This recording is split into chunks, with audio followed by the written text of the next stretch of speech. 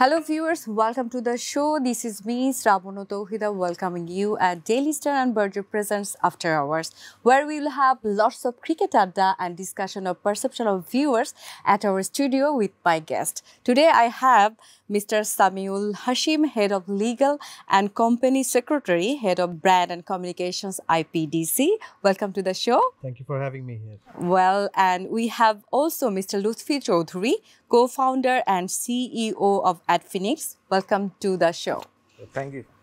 Well, আমরা lots of show দেখি ক্রিকেটের যেখানে আসলে অনেক বেশি অ্যানালাইটিক্যাল পয়েন্ট অফ ভিউ থেকে ডিসকাশনটা হয়, কিন্তু বাংলাদেশি জাতি হিসেবে আমরা ভীষণ রকমের ইমোশনাল ফ্যান মোমেন্ট, অনেক বেশি ফ্যান্সদের আসলে পয়েন্ট অফ ভিউটা কি সেটা জানবার চেষ্টা করব। অ্যাজ আ ফ্যান আপনাদের কাছ থেকে আমি অনেকগুলো প্রশ্ন করতে চাই আজকে। প্রথম প্রশ্ন, একটু পরেই কিন্তু আমরা জানি যে আজকে রয়েছে high voltage game, Australia versus India. Who is the favourite, Samil ভাই? I would say India. India. And Luthi ভাই? I would say Australia. Australia. তবে অস্ট্রেলিয়ার জন্য ব্যাক টু ব্যাক গেম হয়ে যাচ্ছে 12 আওয়ার্স অ্যাপার্ট, এটা কি একটা বিগ ফ্যাক্টর হবে কিনা লুৎফি চৌধুরী?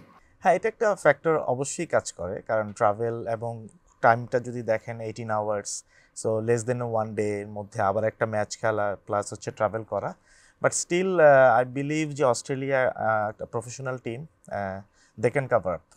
সো এরকম কিন্তু এবার ওয়ার্ল্ড কাপে আমরা আরও কয়েকটা ম্যাচে দেখেছি, ইভেন তো বাংলাদেশের সাথেও হয়েছে ব্যাক টু ব্যাক, মানে স্ক্যাডিউল যে প্রবলেম হয়েছে সেখান থেকে আসলে প্লেয়ারদের একটু জার্নি করা বা 12 আওয়ার্সের মধ্যে উইদাউট রেস্ট, এটা মেন্টালি কিন্তু একটু হলেও প্রবলেম হয়।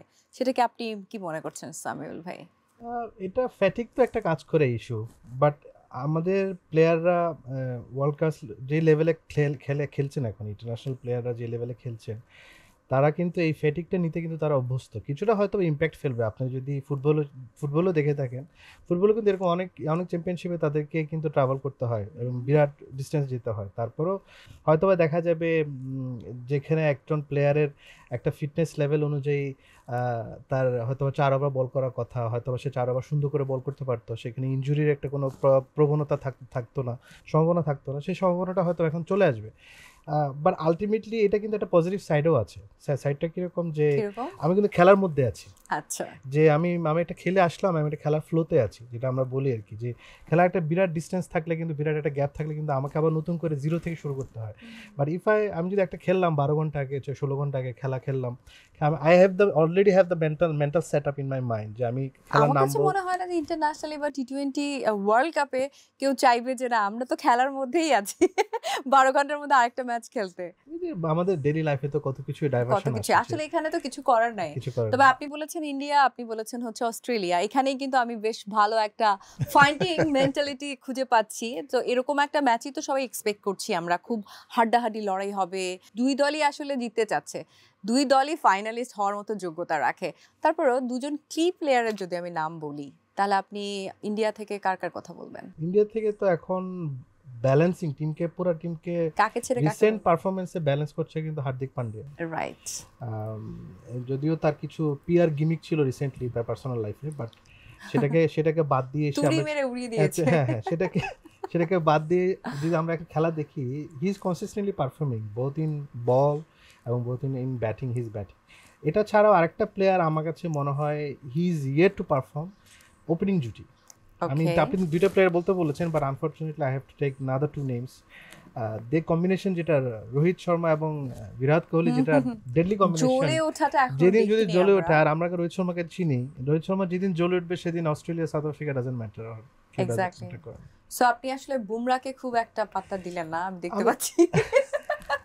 আমার কাছে বুমরা এখন মনে হয়, মানে আফ্রিদি থেকে সরে এসে বুমরার নাম নিতে চাই। ধরেন অস্ট্রেলিয়ান লেভেল যারা প্লেয়ার, অস্ট্রেলিয়া অথবা ধরেন সাউথ আফ্রিকা, এই যারা ফার্স্ট বল খেলে অভ্যস্ত, তাদের কাছে Bumrah is not a good big factor. Big factor কিন্তু হলো অ্যাসোসিয়েট মেম্বার্স, তারপর লাইক বাংলাদেশ যারা কমফোর্টেবল না ইন পেস, ঠিক আছে, সেখানে বুমরা হয়তো বা is a very good factor.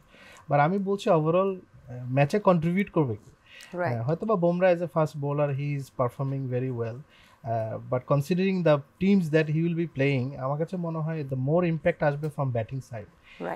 Batting side সেহেতু রোহিত শর্মা যদি একটা 100 করে ফেলে, একটা যদি ফার্স্ট পেস 80-50 করে ফেলে, ওদিকে বিরাট কোহলি যদি আপনি যদি একটা পারফর্মিং করে ফেলে the same day, it's a nightmare for another team. True exactly. তবে যেহেতু ইন্ডিয়ার সাপোর্টার, তিনি অস্ট্রেলিয়াকে এগিয়ে রেখেছেন লুৎফি ভাই। আপনার কাছে কি মনে হয় কি প্লেয়ার দুজনের যদি নাম বলি, অস্ট্রেলিয়ার কার নাম নিতে চান? আমি অস্ট্রেলিয়ার ডেফিনেটলি ট্রাভিস সাইডের কথা বলবো, ওকে, বিকজ আমরা রিসেন্ট আইপিএল এ তার একটা বিধ্বংসী ব্যাটিং, হ্যাঁ।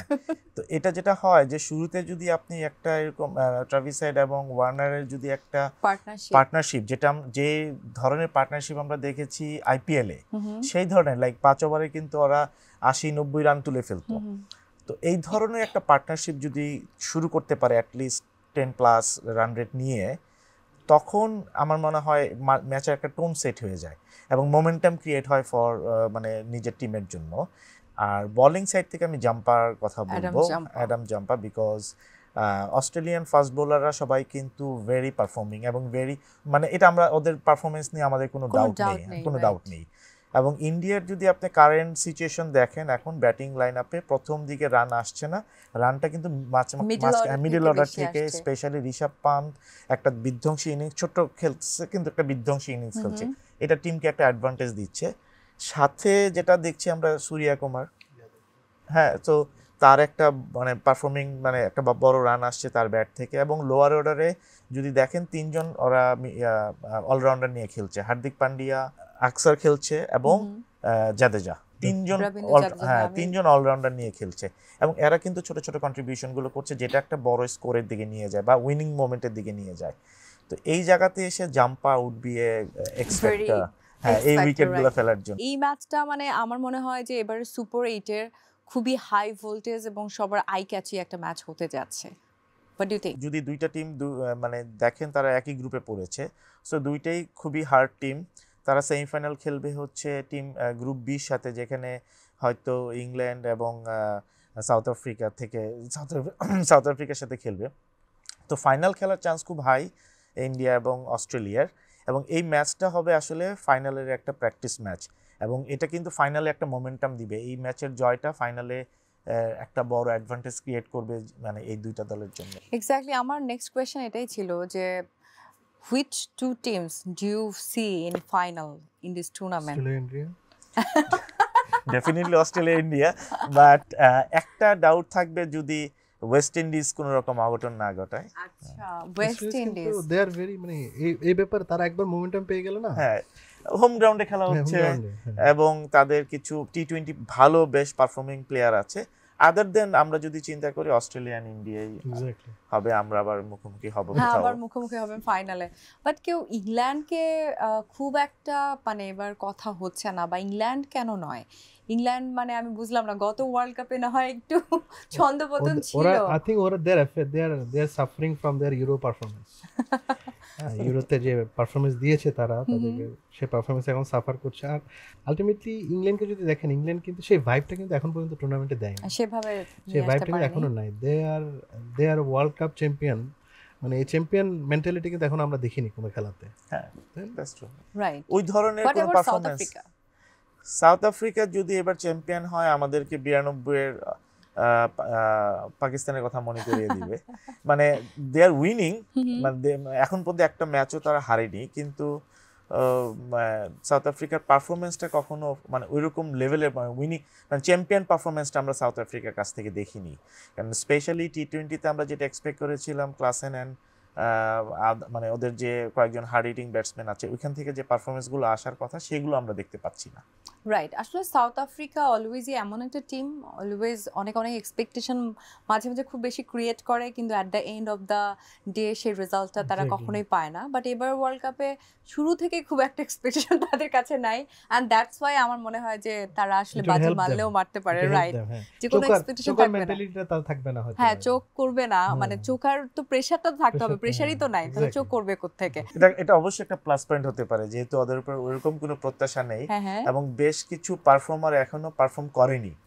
সো যদি পারফর্মিং স্টার্ট করে, তাহলে যেদিন মানে টি20 গেমে anyone can win any day. Right, so একজন দুইজন পারফর্মার যদি উইদিন পারফর্ম করে যায়, সেই টিমই উইন করে।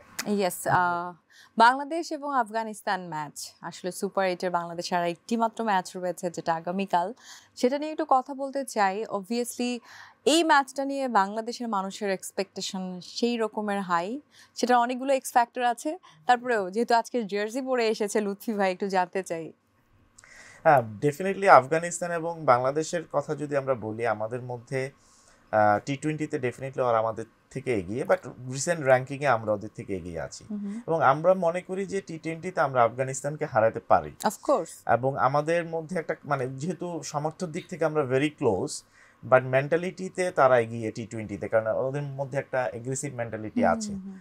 সেটা হয়তো পাহাড়ি হওয়ার কারণে, পাহাড়ি প্রেশারি মেন্টালিটি হওয়ার কারণে আমার মনে হয় যে টি-20-তে আমাদের জন্য এখন যদি আমরা আমাদের রিসেন্ট পারফরমেন্স দেখি, শ্রীলঙ্কা, আফগানিস্তান এদের সাথে আমাদের একটা কম্পিটিশন হয় এবং আমরা মাস্ট উইন এক্সপেক্ট করি। বাট পাকিস্তান অ্যান্ড আদার্সদের সাথে আমরা চিন্তা করলে এটা একটা, অনেকেই বলে যে এটা আপসেট, বাট আফগানিস্তান শ্রীলঙ্কার সাথে জিতাটা আমাদেরকে কেউ আপসেট বলে না। তো সেই দিক থেকে আমাদের মাস্ট উইন হচ্ছে আফগানিস্তান এবং আমরা চাই অবশ্যই আফগানিস্তানকে ওয়ার্ল্ড স্টেজে হারাতে। অফকোর্স। তবে এই ক্ষেত্রে এক্সট্রা একটা মানে এক্স ফ্যাক্টর আমার মাথার মধ্যে কাজ করছে, যেখানে খেলা হচ্ছে এই উইকেটে কিন্তু বাংলাদেশ নেপালের সাথে খেলেছিল। তো উইকেটটা সুপার 8-এ বাংলাদেশের আসলে অনেক বেশি সাফার করেছি আমরা এই জায়গায়, কারণ আমরা 180 করে তো এক্সপেক্ট করি না আমরা যে টি-20-তে খুব একটা যে রেগুলার, এটা আমাদের মেন্টালিটি যে টি-20-তে আমরা 180-র মতো করে রান করব। সুপার 8-এ তো ব্যাপারটা এইটাই আমাদের জন্য একটা ফ্যাক্টর হয়ে দাঁড়িয়েছিল। সামিল ভাই, আসলে দেখেন এইবারে ওয়ার্ল্ড কাপে it's like we are playing in Mirpur, আর মিরপুরে আরো বেটার ভার্সনে কাজ করছে। আপনি যদি দেখেন আমাদের ক্যাপ্টেন যাকে আমার মাশরাফি, এবং ওনার একটা মন্তব্য ছিল যে this is the best wicket for Fizz, আমাদের Mustafiz, this is the dream wicket for Mustafiz. আপনি দেখেন তার পারফরমেন্সগুলো দেখেন, সে performance across the tournament he has perform consistently. হয়তো বা অনেকে বলে যে ধোনির আন্ডারে ছিল, গাইডেন্সে ছিল, বাট আমরা তো মুস্তাফিজকে চিনি এবং সে তো তার লাইনের লেংথ কিন্তু সেটাই আছে, তার উইকেটের যে হেল্পটা দরকার ছিল সেই হেল্পটা কিন্তু সে এখানে পাচ্ছে। আর আমরা যে কমেন্টগুলো করছি, কমেন্টগুলো তো ইমোশনাল পার্সপেক্টিভ থেকে বলি, তো আমাদের অ্যানালিটিক্যাল পয়েন্ট অফ ভিউ হয়তো বা ডিফারেন্ট হবে ফ্রম দ্য ফ্যানদের মনে আসলে কি হয় সেটা জানতে চাচ্ছি, অ্যানালিটিক্যাল পয়েন্ট অফ ভিউ থেকে। এখন দেখেন আমাদের, if you look at the bowling lineup, we have the most versatile till today. Exactly. এবং more variation. আপনি যদি even recent আপনি ইন্ডিয়ান কিছু জার্নালিস্টের যদি আপনি কমেন্ট করে থাকেন, they have said enviable, they use the word enviable, মানে হিংসা করার মতো একটা বোলিং লাইনআপ আছে বাংলাদেশে right now। এখন বিটস এন্ড পিসেস আমাদের ব্যাটাররা কিন্তু ক্লিক করছে না, হ্যাঁ, বাট কনসিস্টেন্টলি যদি আমার যেটা এক্সপেক্ট, হৃদয়ের কাছ থেকে হৃদয়ের পারফরমেন্স, অথবা লিটনের কাছ থেকে লিটনের পারফরমেন্স, অথবা এরকম আমাদের যে টপ অর্ডার পারফরমেন্স যদি একটা সুন্দর একটা টপ অর্ডার স্টার্ট করে দিতে পারে, তারপর যদি আমাকে একটা ব্যাকআপ করতে পারে, সাকিব যদি একটা সুন্দর একটা 15-16 রান 20 রানের ইনিংসও যদি খেলে, ওই পিচে 15-16 রান অনেক বড় ইনিংস, কিন্তু অনেক বড় ইনিংস। আপনি বলেন ব্যাটার রান এন্ড বল করলেও কিন্তু হবে, ঠিক আছে। সো বোলিং লাইনআপের দিক থেকে যেখানে আমাদের এত ব্যালেন্স, এত ভেরিয়েশন আছে, we definitely expect Bangladesh to win in this exactly match. So to the point, my question is, what is the factor for that reason Bangladesh is not played similarly as the primary stage as Super 8? এটা এক্ষেত্রে আমার হবে যেটা হলো, we always আমরা একটা team, যে টিমটা আমাদের এক্সপেকটেশন অনেক হাই থাকে, we are tremendously under pressure, আমাদের টিম। ইভেন যে পারফর্ম করার কথা সেই পারফর্ম, আপনি দেখেন সেই প্লেয়ারগুলোই পারফর্ম করছে, যে প্লেয়ারগুলো সব young players, they don't care যে আপনি তার উপর আপনি এক্সপেক্ট করছেন, আপনি পারফর্ম করা তার কাছে এক্সপেক্ট করছেন না করছেন, নির্ভয়ে খেলছে। যে প্লেয়াররা নির্ভয়ে খেলছে সেই প্লেয়াররা কিন্তু পারফর্ম করছে।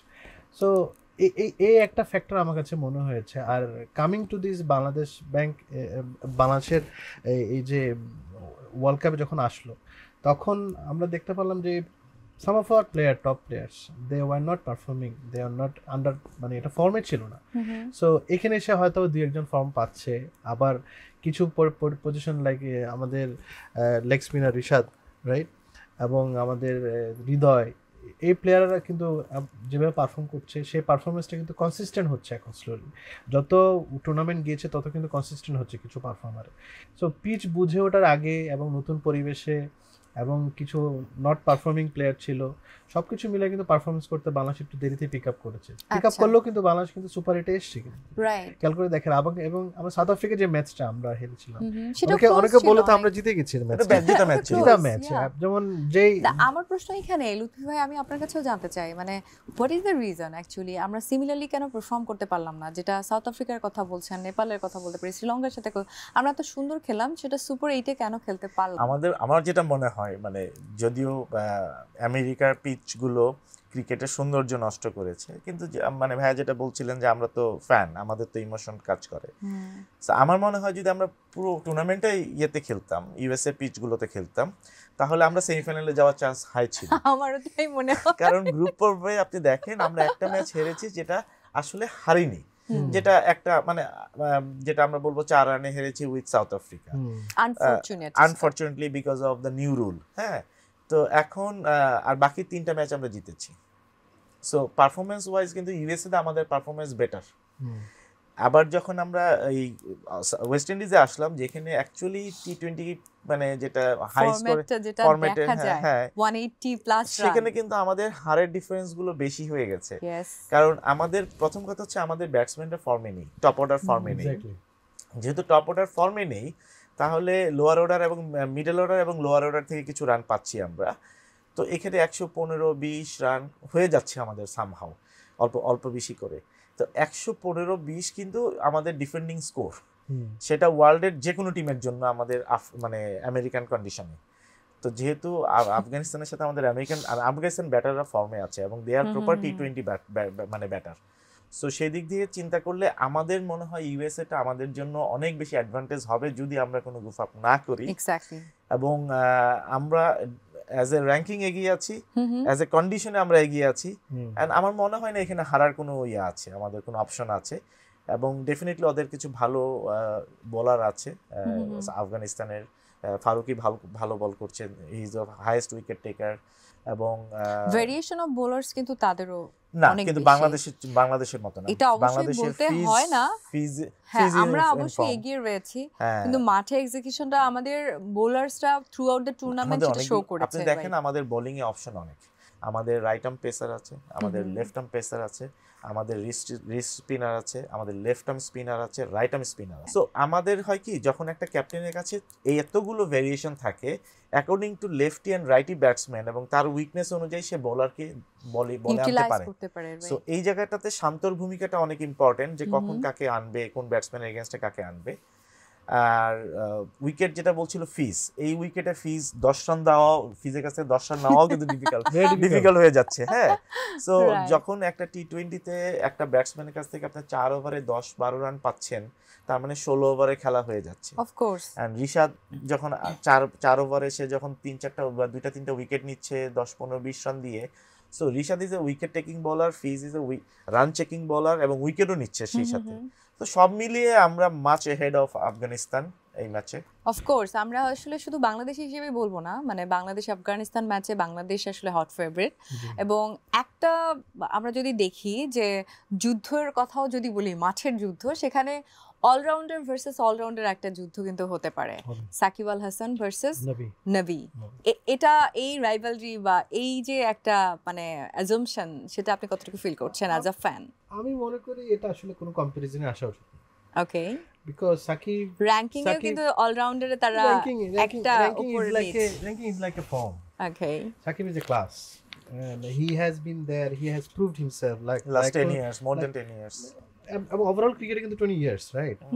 সে যখন মাঠে নামে, আপনি কমেন্টেটর যদি কমেন্ট শুনে থাকেন, they consider him as one of the most legendary player হিসেবে কনসিডার করে। তাদের কমেন্টগুলো থাকে অ্যাপ্রিশিয়েটিং, মানে ওরা আছে শায়দ সাকিবের মধ্যে। আপনি যেটাই বলেন না কেন, politically he is a political person now, সে বয়স হয়ে গেছে, আমরা অনেক কিছু বলতে পারি, but look at the performance that he has already got 50 and other stuff, এবং look at his career.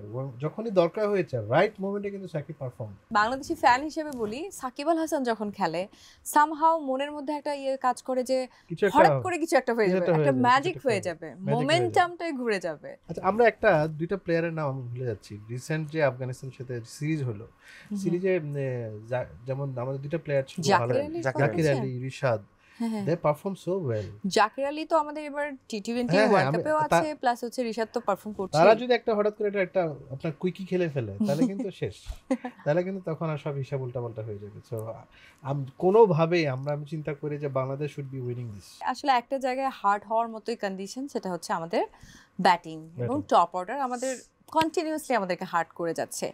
যদি আফগানিস্তানের সাথে ম্যাচে আমরা এই জায়গাটায় কাম আউট করতে পারি, কোনোভাবে রেজাল্টটা নিয়ে আসতে পারি টপ অর্ডারে, তাহলে এক্স ফ্যাক্টর হিসেবে সামিউল ভাই আপনি কোন ব্যাটসম্যানকে ধরে নেবেন? বাংলাদেশে ওপেনিং আমার কাছে মনে হয় ওপেনিং কাকে? এখনো তো তানজিম আমাদের তানজিম তো এখনো পারফর্ম করা বাকি, বাট সোফার হ্যাঁ জি, আমরা যে পারফরম্যান্স দেখেছি তার, he is a lot better than what he has performed. Very technical. He's very technical, এবং I think he was a very good replacement in fact আমাদের ওপেনিং এ। এবং আমরা তো এক্সপার্ট না, বাট আমরা খেলা দেখে যতদূর বুঝি আর কি আমাদের ফ্যান হিসেবে। বাট আমার কাছে মনে হয় এখনো ফ্যাক্টর হলো আমাদের মাঝখানে মিডল অর্ডার। আমাদের টপ অর্ডার হয়তো একটা স্টার্ট দিবে, বাট মিডল অর্ডারকে স্টেবিলাইজ করতে হবে। সো ফ্যাক্টরটা এখনো মিডল অর্ডারে রয়ে গেছে। এক্স ফ্যাক্টরটা যদি বলি আমরা, এখনো we expect something from Shakib Al Hasan or else Mahmudul ওরিয়েন। মাহমুদুল তো ফিনিশার, আমরা তো তাকে চাইলে ওপেনিংও নামাতে পারি, বাট কখনো নামাই না। আমরা তাকে সবসময় রেস্কিউ মিশনে নামাই রাখি। কেন নামাইলাম সারা জীবন বুঝতে পারলাম না আমি ভাই। But ultimately Bangladesh national cricket team, he should be our Bevan, right? Michael Bevan. He is definitely. He's a lower middle order. He is the best so far আমাদের বাংলাদেশে। এবং ওপেনিং এ আমরা আসলে এই যে পিচে আমরা ব্যাক করব আফগানিস্তানের সাথে, সেই পিচে এগেইন আমার মনে হয় না খুব বেশি এক্সপেক্ট করতে পারবো ওপেনারদের কাছ থেকে। একে তো তারা ফর্মে নেই, আর 2 নম্বর আফগানিস্তানের opening bowler Farooqi is a very much ফর্মে আছে। সো মানে so far he is having his মানে বেস্ট টাইম।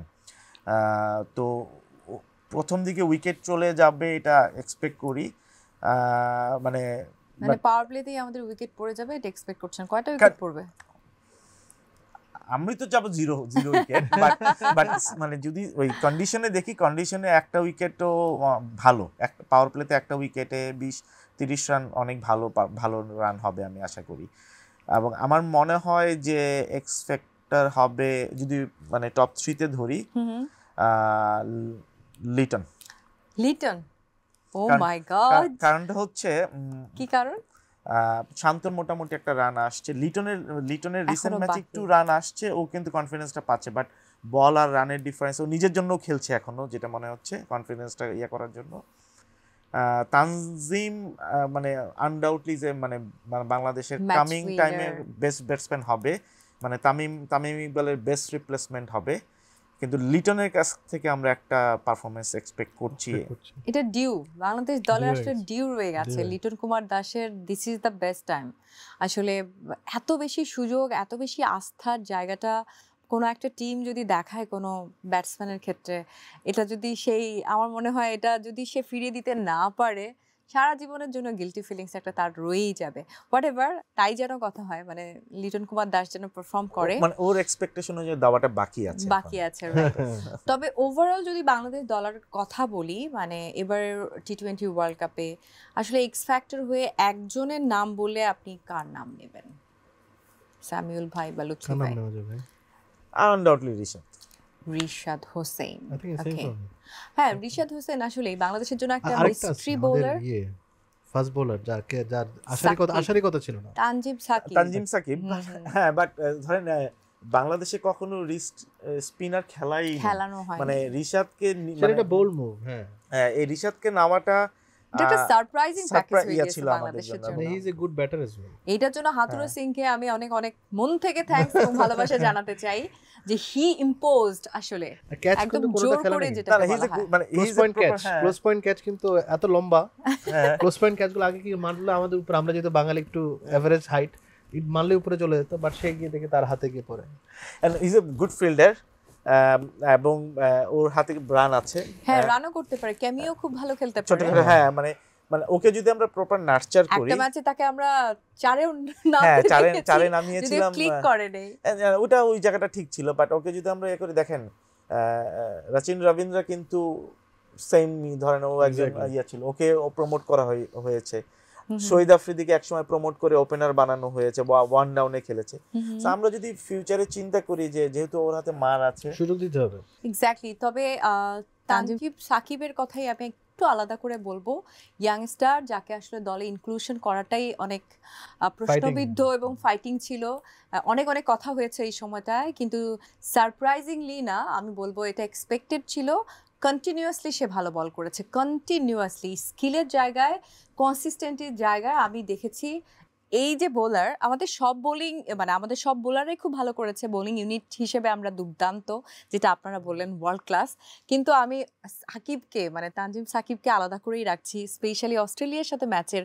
আমি জানি যে আপনাদেরকে মনে করিয়ে দিতে চাই, মানে ফ্যান হিসেবে এত ভালো লেগেছে আমার যে ডেভিড ওয়ার্নারকে রিড করে আসা, হোমওয়ার্ক করে আসা, সেই অনুযায়ী তাকে আউট করা।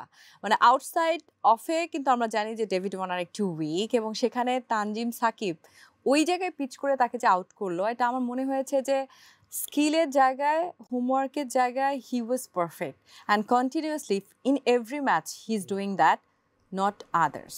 এটা আমার মনে হয়েছে, আমি জানি না আপনি বলবেন তানজিম কিনা। সাকিব লাকও ফেভার করেছে, because he was not the first choice for the best 11। Saifuddin Right. ছিল। শরীফের সেটা নিয়ে তো অনেক কাহিনী হ্যাঁ, হয়েছে। না সাইফুদ্দিন না, বললাম যে এই স্কোয়াডের আচ্ছা, মধ্যে আচ্ছা। হ্যাঁ, সাইফুদ্দিনকে নিয়েও কথা হচ্ছিল সাইফুদ্দিন যে আসার কথা, তাকে সাইফুদ্দিন নেওয়া বা উচিত ছিল। সাকিবের মধ্যে কাকে আসবে, বাট আমাদের শরীফুলের এখন তো শরীফুল ঢুকতে পারবে কিনা শরীফুলের সেটাই একটা ইনজুরিটার doubt। কারণে কিন্তু ও মেইন একাদশে, এবং শরীফুল এখন ঢুকতে কোন পারছে জায়গায়? না। হ্যাঁ, এটা এই যে জিনিসটা হচ্ছে যে পারফর্ম যখন করে, হ্যাঁ, তো সাকিব ইজ এ মানে নট যে আজকে একদিন দুদিন খেলছে। বাংলাদেশের জন্য পেস বোলিং এর জন্য এটা একটা সুখকর টাইম, যে আমরা we have lots of option, যে আমরা শফিউদ্দিনকে রাখবো না শরীফুলকে রাখবো না ইয়েকে রাখবো, মানে 3 সাইফুদ্দিনকে নাম্বার রাখবো। 4 নাম্বার পেসার নিয়ে খেলতে যাব কিনা, because of all performer. So আমার মনে হয় it's a good time for Bangladesh pace এটাও বোলিং অ্যাটাক। বাংলাদেশের জন্য একটা সুইট জেস্টার, বিকজ আমরা সবসময় স্পিনারের দেশ, এটাই তো শুনে এসেছি, তাই না? জি। সেখান থেকে এখন পেসার নিয়ে এত মধুর সংকট, সেখানে আমি তানজিম সাকিবের কথা আবারও বলছি, তার পেস অনেক হাই না? আমরা যদি দেখি আপনি দেখেন কনসিস্টেন্টলি কিন্তু 145 কিন্তু Exactly. Line and length important. আপনি হ্যাঁ, দেখেন হ্যাঁ। এখন একটা সময় ছিল যে অনেক মানে অনেক বেশি, মানে 150 প্লাস হলে ব্যাটসম্যানরা খেলতে পারতো না, আনকমফোর্ট ফিল করতো। 155 প্লাস হয়ে গেলে আরো বেশি প্রবলেম হতো। এখন আমার মনে হয় না ব্যাটসম্যানরা পেসে বিট হয় অতটা, যদি Variation. Line and length and variation. টি20তে কিন্তু ধরেন বুমরার কথা যদি বলি, আমরা যখন মানে ম্যাচ ধরি তখন আমরা বলি ইন্ডিয়া এগেনস্টে যে টিম খেলবে ও 16 ওভার ব্যাটিং করবে, বিকজ 4 ওভার বুমরার ফেলে দিতে হবে, ওইখানে 10 12 14 যাই আসুক এটাই বোনাস। তো because of variation, not because of pace. Right. So সাকিবের পেসের দিকে মনোযোগ না হয়ে ও লাইন এন্ড লেন্থ এবং ওই যে হোমওয়ার্ক গুলো করে আসা, ব্যাটসম্যান টু ব্যাটসম্যান, এগুলো অনেক ইম্পর্টেন্ট। এগুলো যদি করে আসে তাহলে আমার মনে হয় আরো মানে ভালো আমি বলতে performance চাই, হবে। একজন বাংলাদেশি ফ্যানরা শুধুমাত্র গালিগালাজ করছে ফেসবুকে, তারপর হচ্ছে মানে যখন খুব ভালো করছে মাথায় তুলে নাচতেছে, এই জায়গা থেকে আমরা ফ্যান হিসেবে আমার মনে হয় আমাদের রেসপন্সিবিলিটির জায়গাটাও একটু আছে, যে আমরা স্ট্রাকচারাল ক্রিটিসিজমগুলো বলবো যেটা উচিত সেটা। মানে তানজিম সাকিবের এটা হয়তো আপনারাও খেয়াল করেছেন, আমার মনের মধ্যে ভীষণ দাগ কেটেছে যে তার অনেক পেস নেই, তিনি কিন্তু শুধুমাত্র লাইন লেংথ অ্যান্ড হোমওয়ার্ক করার কারণে এত সুন্দর পারফরমেন্স, যাকে আসলে টি20 ওয়ার্ল্ড কাপে দেখারই কথা ছিল না, তিনি এসেই বাজিবাদ করছেন প্রত্যেকটি ম্যাচে। অনেক অনেক ক্রিকেটার যারা নতুন উদীয়মান, তাদের জন্য কিন্তু ইন্সপিরেশন হতে পারে, বিগ ইন্সপিরেশন। তবে আফগানিস্তান এবং বাংলাদেশের ম্যাচে আরেকটা প্রশ্ন করতে চাই, যে মনস্তাত্ত্বিক দিক থেকে কোন দল একটু চাপে থাকবে আর কোন দল একটু এগিয়ে থাকবে? সামিল ভাই। অবশ্যই বাংলাদেশ, কারণ মেন্টালি বাংলাদেশ আমরা এগিয়ে থাকবো।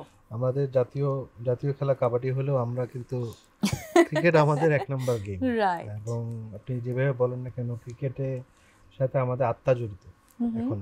এবং যা কিছু পেয়েছি আমরা রিসেন্ট স্পোর্টসে, ক্রিকেটে অনেক কিছু পেয়েছি আমরা। ক্রিকেট আমাদেরকে ইন্টারন্যাশনালি ক্রিকেট আমাদেরকে ইউনাইটেড করে রেখেছে, respective of our different religion, respective of our different political view point, আর gender discrimination, whatever you say. But ক্রিকেটের ক্ষেত্রে না আমরা সবসময় এক জায়গায় আছি, ছেলে মেয়ে ধর্ম নির্বিশেষে সব এক জায়গায়। এই জায়গাটায় অলওয়েজ আমাদের ক্রিকেটাররা যখন যায় তাদেরকে যেরকম আমাদের আমাদের ফ্যানদের একটা ইস্যু কথা বললেন, আমরা ফ্যান হিসেবে আসলে এখনো ম্যাচিউরড না। কারণ আমরা আমরা জিনিসটাকে পাচ্ছি, বাট আমাদেরকে তো ভালো মন্দ সবকিছুতেই থাকতে হবে। একটা একটা সুন্দর সংসার করার মতো জিনিসটা আসলে আসলে আপস আসলে এন্ড ডাউন থাকবে। আপনাকে ঝগড়াও করতে হবে, আপনাকে দেন কনসোল করতে হবে, then happy times, good times, bad times, then ultimately it's a game. It's a game. Yeah, it's end of that, it's a game, exactly, it's a game. আজকে করেন আপনি, আজকে ব্যাড করেন, কালকে ভালো করার পর আপনি যখন তাকে নিয়ে নাচছেন, সেটা কিন্তু it's a selfish, it's a one selfish thing. But however আমরা ফ্যান হিসেবেও কিন্তু আমরা কিছু দেখতে পাচ্ছি যে এখনো কিছু ফ্যান ম্যাচিউর হচ্ছে। তারা যারা নেগেটিভ কমেন্ট করলে তাদেরকে বলছে, তাদেরকে কাউন্টার করার চেষ্টা করছে। কারণ সবারই তো একটা দিন থাকে, সবাই একদিন পারফর্ম করবে, একদিন পারফর্ম করবে না। বাট যারা ওয়ার্ল্ড কাপের এই মঞ্চে যারা যাচ্ছে, তাদের কমিটমেন্ট নিয়ে আমাদের কারো কোশ্চেন করা উচিত না। আসলেই ঠিক আছে, এবং দেশের প্রতি ভালোবাসা নিয়েও মানে কখনোই এক্স্যাক্টলি কোনো প্রশ্ন করা কোশ্চেন উচিত করা না। উচিত না, এবং তাদের পার্সোনাল লাইফকে প্রফেশনাল লাইফের সাথে কখনো মেলানো উচিত কখনো না। না।